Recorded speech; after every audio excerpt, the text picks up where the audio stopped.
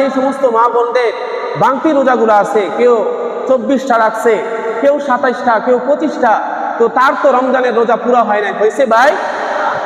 আজকের আলোচনাগুলো মা বোনদেরকে বলতেছি, আপনারা খুব গুরুত্ব সহকারে শোনেন।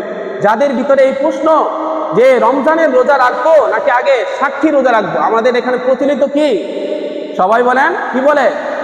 সাক্ষী রোজা বলে। এই জন্য এই সাক্ষী রোজার কথাও বলে দিলাম, নাহলে বলবো কি রে আবার শাওয়াল মাসে কি রোজা, অনেকে জানে না যে এরা শাওয়াল মাসের রোজা, অনেকে বলে যে সাক্ষী রোজা। যাক, যে যেটা বলো, আমল করলেই চলে। তো আমাদের যে সমস্ত মা বোনেরা তাদের এই প্রশ্ন যে রমজানের রোজা রাখবো নাকি আগে শাওয়াল মাসে রোজা রাখবো, যে বিশুদ্ধ মত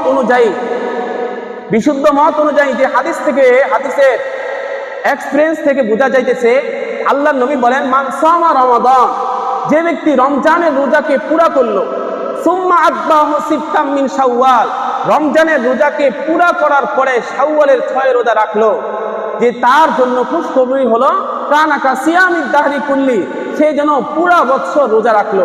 তাহলে এই হাদিসের আঙ্গিকে বোঝা যাইতেছে আগে রমজানের রোজা পুরা করতে হবে, তারপরে শাওয়ালের রোজা রাখতে হবে। কথা বলেন ঠিক না ঠিক? এই জন্য আমরা যে সমস্ত মা বোনদের এই প্রশ্ন রয়েছে, আজকে আশা করি তাদের এই প্রশ্ন থাকবে না।